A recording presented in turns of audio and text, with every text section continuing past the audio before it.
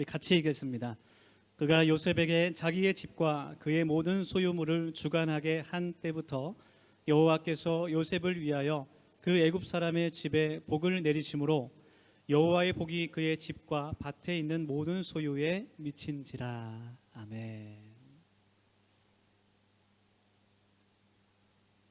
네, 우리 이렇게 함께 모여서 하나님을 예배하는 것이 얼마나 하나님 앞에 감사한지 모르겠습니다. 오늘도 하나님의 말씀을 우리의 마음 속에 심기 위해서, 또 말씀을 시작하면서 우리의 마음을 하나님과 우리 성도들 가운데 활짝 열기 위해서 같이 우리 축복의 사람으로 같이 인사하면 좋겠습니다. 우리 서로 바라보시면서 이렇게 인사합시다. 당신은 형통한 사람입니다. 그렇게 인사하겠습니다.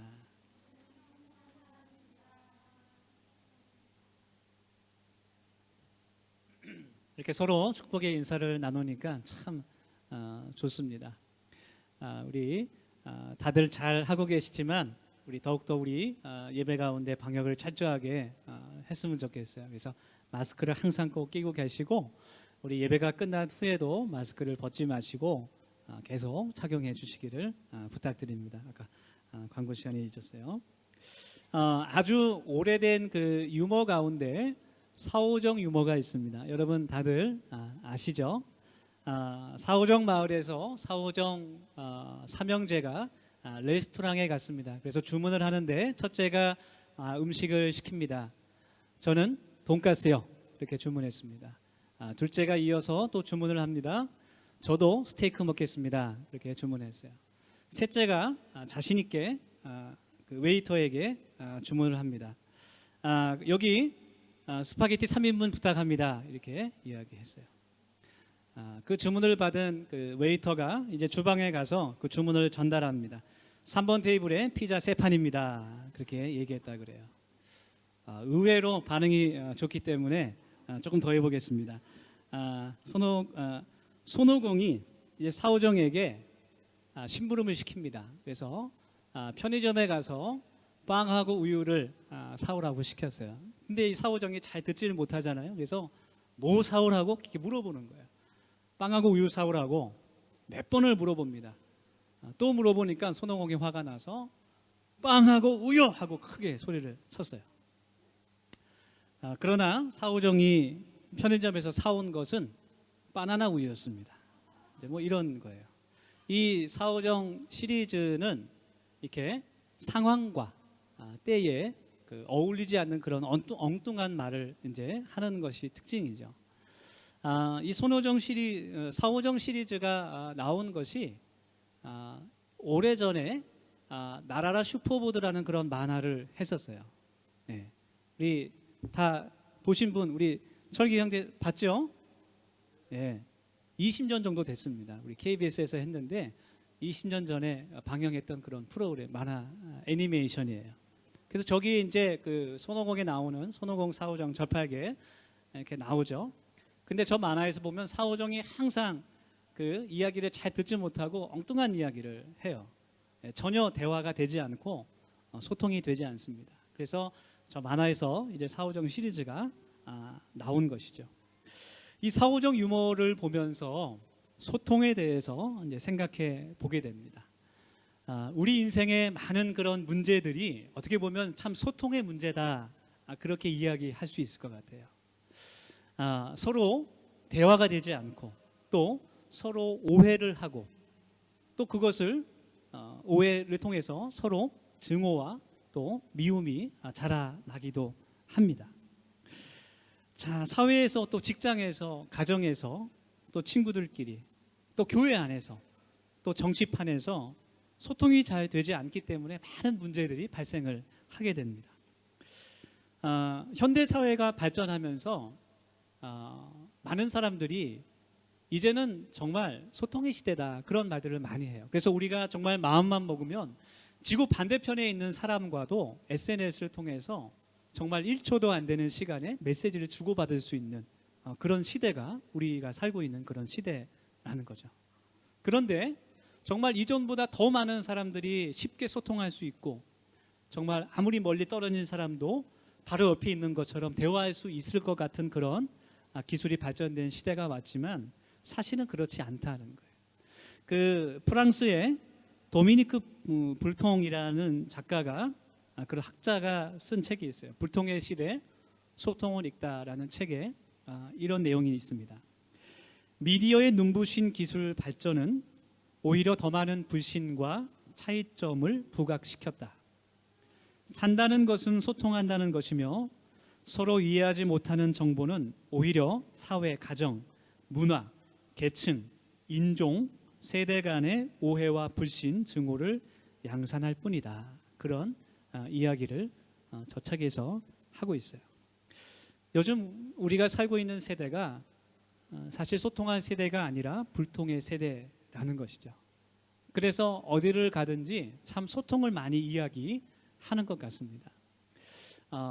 제가 금요일 날 이제 우리 우이동에 있는 가정 신방을 다녀오면서 그 도봉동에서 꺾어서 나가는 길에 딱 신호등에 섰는데 옆에 딱 저 간판이 보이는 거예요.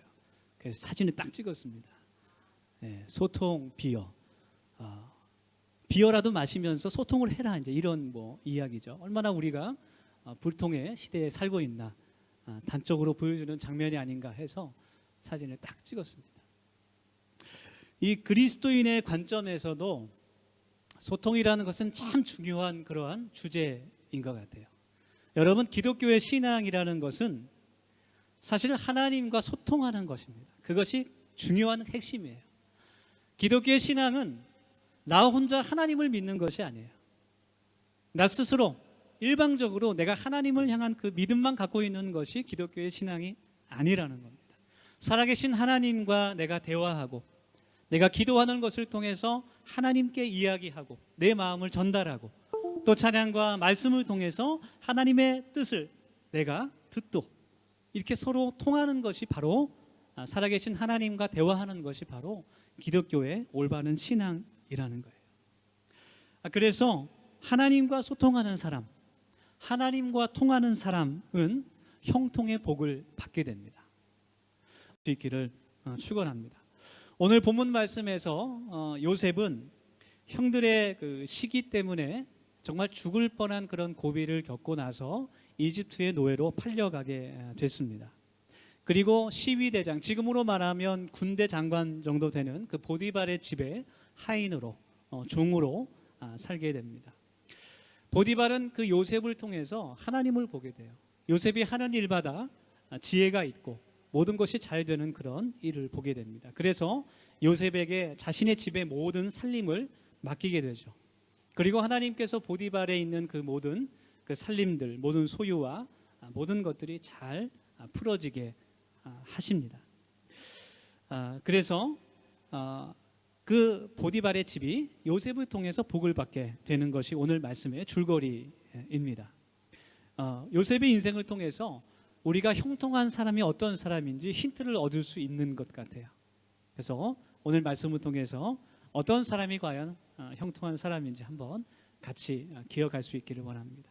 첫 번째로 형통한 사람은 하나님과 함께 하는 사람이에요. 하나님과 함께 하는 사람. 본문 2절 말씀을 보면 하나님께서 요셉과 함께 하셨다는 것을 우리가 확인할 수 있어요. 형통한 사람이라는 것은 하나님과 함께 하는 사람입니다. 사실 요셉의 인생을 보면 우리가 생각하는 그런 형통이 있지 않았어요. 그가 아버지의 사랑을 독차지하다가 형들에게 미움을 받아서 지금 아무것도 알 수 없는, 말도 다르고 모든 문화도 다르고 정말 극한의 그런 환경인 이집트로 팔려오게 됩니다. 그런데 성경은 그를 형통한 사람이다 그렇게 기록하고 있는 거예요. 우리가 형통한 사람이라고 이야기할 때, 생각할 때 모든 일이 잘 풀리고 하는 것마다 성공하고 특별히 좀 부유한 사람, 가난한 사람보다는 부유한 사람을 형통한 사람이다 그렇게 우리가 쉽게 생각합니다. 그러나 여러분, 성경이 말하고 있는 형통한 사람은 우리가 생각하는 그런 형통과는 좀 다른 것 같아요. 성경이 말하고 있는 형통한 사람은 하나님께서 함께 하시는 사람이다 그렇게 이야기하고 있어요. 형통하다는 그 말의 원어가 히브리어로 찰라하흐 이렇게 표현됩니다. 그런데 그 뜻이 앞으로 나아가다, 번영하다, 또 발전하다, 그런 뜻을 갖고 있어요.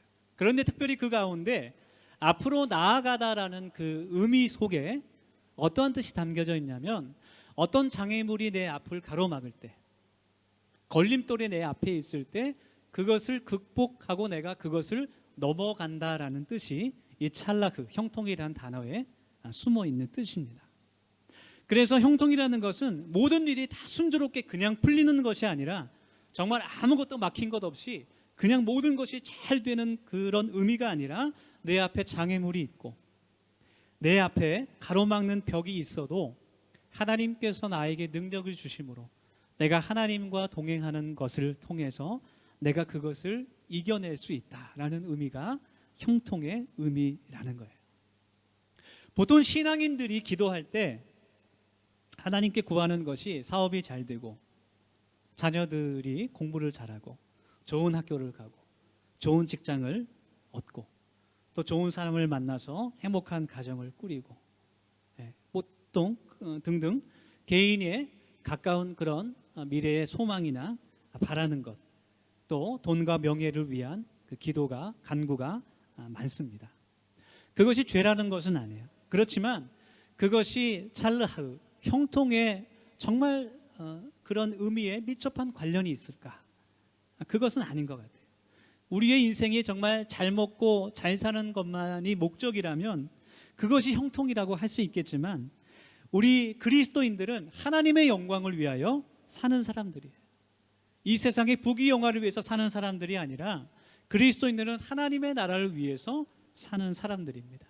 그것이 우리의 영광이고 우리의 기쁨이에요. 그것이 우리의 삶의 목적이고 우리가 하나님께 받을 우리의 상급인 것입니다. 시편 73편 말씀을 보면 이제 그 말씀에도 형통함에 대해서 나오는데요. 73편의 말씀은 악인의 형통함을 보고 기도하는 의인의 기도가 나오는 그런 내용입니다. 그 말씀을 읽어보면 정말 악인의 형통함을 보고 의인이 거의 실족할 뻔하였다, 그런 고백을 하고 있어요. 우리 주위에서도 얼마든지 그런 일들을 많이 볼 수가 있어요. 정말 악한 사람들이, 죄인들이 정말 의롭게 살고자 노력하는 그런 그리스도인들보다 더 빨리 승진하고 더 많은 성공을 거두게 되고 더 부유하게 되고, 오히려 하나님 앞에 정직하고 의롭게 살고자 하는 사람들이 더 많은 어려움을 겪고 가난하고 정말 많이 아프고, 그런 경우를 우리들도 보게 됩니다.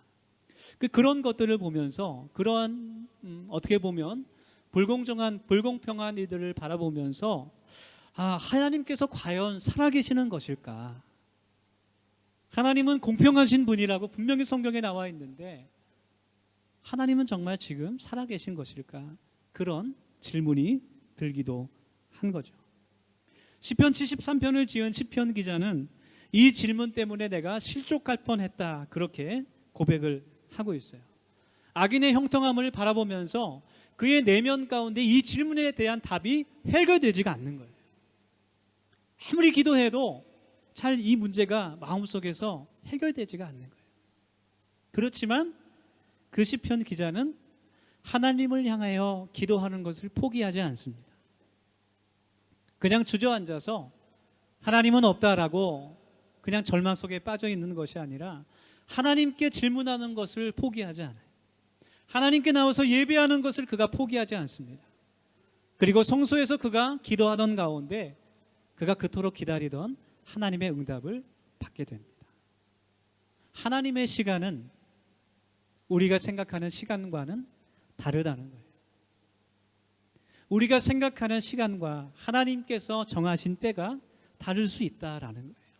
그러나 하나님의 그 시간은 정확하다는 것을 그가 깨닫게 됩니다. 지금 악인이 자랑하고 있는 그 모든 것들, 그의 재산, 그의 명예, 그의 권력, 그 모든 것들이 하나님께서 보실 때는 하루아침에 날아가는 그런 바람에 날리는 겨와 같을 수 있다는 것을 그가 깨닫게 되는 것입니다. 여러분, 오늘 성경 말씀에서 이야기하는 그 형통은 정말 부유하게 되고 건강하게 되고 모든 일이 잘 풀리는 것만을 의미하지 않는 거예요. 오히려 하나님과 함께하는 것이, 내가 인생에 장애물을 만난다고 해도, 내가 어떤 가로막고 있는 것 때문에 한 발짝도 나아갈 수 없는 상황 속에 있다고 해도 내가 그 장애물보다 크신 하나님과 함께하는 것이 형통이다, 그렇게 우리들에게 말씀하고 있는 거예요. 여러분, 아름다운 신앙이라는 것은, 굳은 신앙이라는 것은 우리들의 삶의 주도권이 하나님께 있다는 것을 인정하는 신앙입니다. 그래서 형통이라는 것은 임마누엘의 하나님께서 나와 늘 함께 하신다, 그것을 믿는 그런 신앙, 그런 믿음이라는 거예요. 그래서 형통한 사람은 모든 것이 잘 되는 사람이 아니라 어떠한 환경 속에서도 하나님께서 자기와 함께 하시는 것을 체험하는 그런 사람입니다. 고난 속에서도, 실패 속에서도 하나님께서 함께 하시는 사람, 그 사람은 삶의 환경이 중요한 문제가 되지 않아요. 그 환경을 이겨낼 수 있는 하나님의 능력이 그 안에 있기 때문입니다. 여러분, 우리가 고난의 길을 지금 걷고 있지만 이러한 시기에서도 나와 함께 하신 그 하나님을 믿을 수 있는 그런 형통한 사람이 될 수 있기를 간절히 원합니다. 그래서 형통한 사람은 바로 하나님과 소통하는 사람이라는 거예요. 요셉의 인생이 바로 하나님과 소통하며 하나님과 함께하는 그러한 삶이었어요. 여러분, 그의 인생을 우리의 눈으로 볼 때 정말 드라마 같은 그런 삶을 산 사람이죠. 얼마나 불쌍하고 얼마나 처량한 인생인지 모르겠어요. 자신을 낳아준 엄마의 얼굴을 알지 못합니다. 아버지의 사랑을 받았지만 그것이 형들의 미움으로 돌아와서 형들이 자신을 죽이려고 했고 결국 이집트의 종으로 팔려가게 돼요. 그 보디발의 집에서 인정을 받고 정말 잘 되나 싶었는데 억울한 누명을 쓰고 감옥에 들어가게 돼요. 감옥 속에서도 그가 성실함과 지혜로 인정받았지만 사람들이 그를 잊었기 때문에 언제 나갈지 모르는 그 감옥 안에서 계속 갇혀 있게 됩니다. 정말 요셉의 인생을 보면 전혀 형통한 인생이 아니었어요. 그러나 하나님께서는 그를 형통한 사람이다, 그렇게 이야기했습니다. 왜냐하면 그가 그런 상황 가운데서도 늘 하나님께 기도하고 하나님과 소통하는 사람이었기 때문에 성경은 그를 형통한 사람이다라고 인정하는 것입니다. 저와 여러분이 어떠한 상황에서도 하나님과 소통할 수 있는 사람이 될 수 있기를 원합니다. 마치 그것이 원망의 기도일지라도, 그것이 정말 내 신음소리일지라도 하나님과 소통하는 것을 포기하지 않는 사람이 될 수 있기를 간절히 축원합니다. 그래서 하나님과 함께하는 우리 더세움 믿음의 권속들이 될 수 있기를 예수님의 이름으로 축원합니다. 두 번째로, 형통한 사람은 자신의 형통뿐 아니라 하나님께로부터 오는 그 형통을 세상에 보여주는 사람이라고 할 수 있어요. 본문 5절 말씀을 보겠습니다.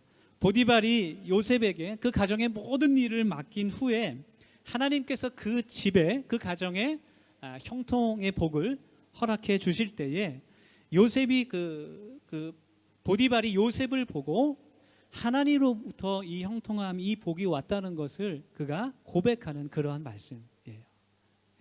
쉽게 얘기하면 요셉이 바로 하나님의 복덩이라고 할 수 있는 거예요. 우리 한번 다시 옆에 분 뒤에 분 바라보면서 축복합시다. 당신은 복덩이입니다, 이렇게 축복하겠습니다.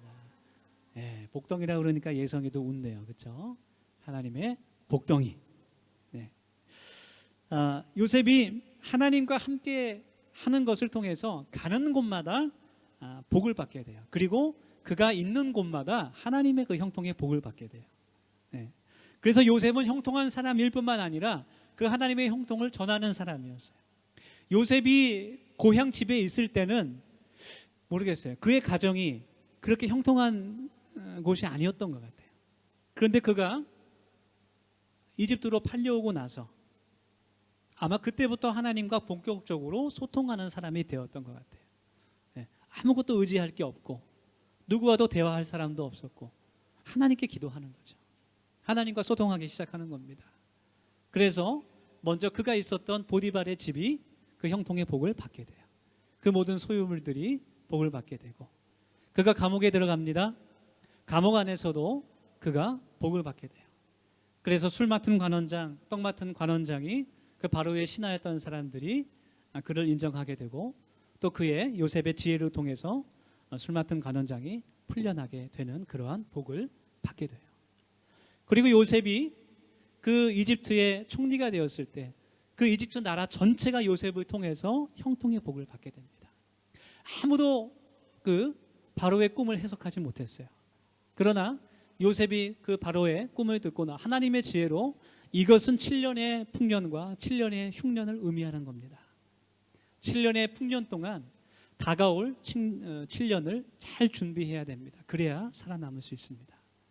그 이야기를 들은 바로 왕이 요셉에게 저런 고백을 하게 되는 거예요. 하나님께서 이 모든 것을 내게 보이셨으니 너와 같이 명철하고 지혜로운 자가 없다. 그 이집트의 그 왕이 요셉을 통해서 하나님을 고백하는 그러한 장면입니다. 여러분, 형통의 사람이라는 것은 자신만이 복을 받는 것이 아니라 나를 통해서 내 주변이 잘 되고 나와 함께 하시는 그 하나님을 깨닫게 하는 그러한 삶입니다. 여러분, 요셉은 그 자신뿐이 아니라 그 사람이 있는 곳마다 그 공동체가 그를 통해서 형통의 복을 받게 되는 그런 축복을 우리가 성경에서 보게 돼요. 여러분, 우리 자신 한 사람 한 사람이 형통의 복을 전할 수 있는 그런 형통의 사람이 될 수 있기를 간절히 원합니다. 그래서 내가 속한 공동체마다, 내가 속한 가정마다, 내가 속해 있는 그 직장이, 내가 속한 그 가정이 정말 나로 인해서 하나님을 볼 수 있게 되는 그런 놀라운 하나님의 기적이 나를 통해서 이루어질 수 있기를 간절히 원합니다. 우리가 함께 찬양했던 그 야곱의 축복처럼 하나님의 그 복이 나를 통해서 내가 속해 있는 그곳에 흘러 넘쳐갈 수 있기를 간절히 원합니다. 그것을 통해서 그 사람들이 하나님을 인정하게 되고 하나님의 존재를 깨닫게 되고 그것이 하나님께 영광을 돌릴 수 있게 된다는 거예요.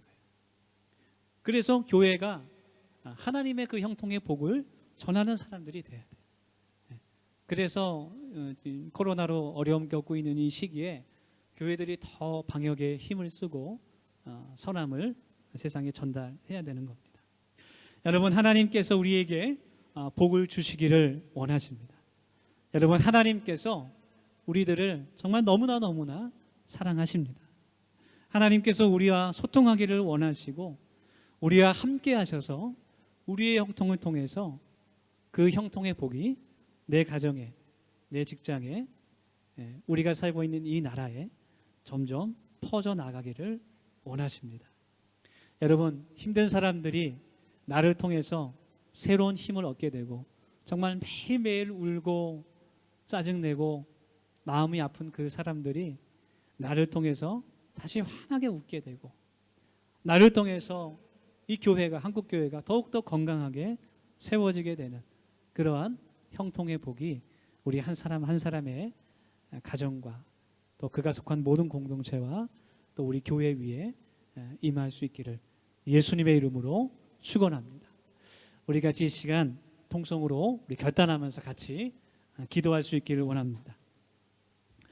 오늘 하나님의 말씀은 형통이라는 것이 모든 것이 다 잘 풀리고 성공하는 것이라고 이야기하고 있지 않습니다. 우리의 신앙생활은 모든 것이 만사형통하는 것이 아니라 답답하고 힘든 일을 만날 때도 있습니다. 여러분, 하나님께서 우리와 함께 하심으로 나의 문제가 해결이 되고 나의 삶이 편안해지는 것만을 우리가 구해서는 안 됩니다. 하나님이 우리와 함께 하시는 것, 임마누엘의 그 은혜가 우리에게 큰 복임을 우리가 깨닫게 되기를 소원합니다. 그리고 나를 통해서 이 세상이 하나님의 형통의 복을 받을 수 있기를 원합니다. 우리 같이 이 시간 짧게 통성으로 함께 기도하기를 원합니다. 하나님, 내가 하나님과 늘 소통하며 형통한 사람이 되기를 원합니다. 나를 통해서 세상이 복을 받게 하여 주시옵소서. 우리의 가정이 복을 받게 하여 주시옵소서. 우리 1분 동안 같이 통성으로 기도하겠습니다. 거룩하신 주님, 저희들 함께 하나님의 말씀을 듣고 우리들의 마음속에 그 하나님의 말씀을 깊이 심어갑니다. 아버지 하나님께서 우리들의 삶이 늘 하나님과 형통한 삶이 되게 하시고 늘 하나님과 대화하는 삶이 될 수 있도록 도와주시고 하나님 나를 통하여서 하나님 우리의 가정이 우리의 직장이 하나님 건강의 복과 물질의 복과 하나님 모든 소통의 복을 받게 하여 주시기를 간절히 소원하고 바랍니다. 하나님 정말 어려움이 많은 이 시대에 하나님께서 나와 함께 하시면 우리가 붙들게 하여 주시고 하나님 그 믿음과 소망으로 살아가는 저희들의 삶이 될 수 있도록 주님 축복하여 주셔서 하나님 소망을 잃지 않고 하나님 우리가 만나는 그 사람들마다 하나님의 그 형통을 전할 수 있게 하여 주시고 하나님 어둠에 있었던 하나님 그 백성들 하나님 지쳐가는 그 권속들이 하나님 내가 통로가 되어 내 하나님을 볼 수 있게 하시고 하나님의 성통의 복을 받을 수 있는 귀한 하나님의 역사들이 나타날 수 있도록 아버지 하나님 도와주시옵소서. 주님 감사합니다. 주님 오늘 말씀을 저희들의 마음에 새기면서 무엇이 형통한 삶인지 질문하게 됩니다. 하나님 우리의 삶에 비록 여러 문제와 힘든 일이 있더라도 하나님께서 우리와 함께 하심을 내가 경험하게 하시고 우리를 통해서 세상 사람들이 하나님을 느끼고 하나님을 인정하는 것 그것이 형통인 것을 우리가 깨닫게 하옵소서. 우리가 진정한 형통의 주인공으로 이 세상을 살아가기를 기도합니다. 하나님 특별히 코로나로 어려움 겪는 성도들이 있습니다.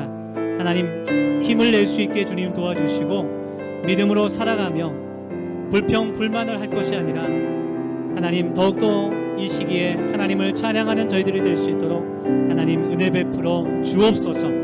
살아계신 예수 그리스도의 이름으로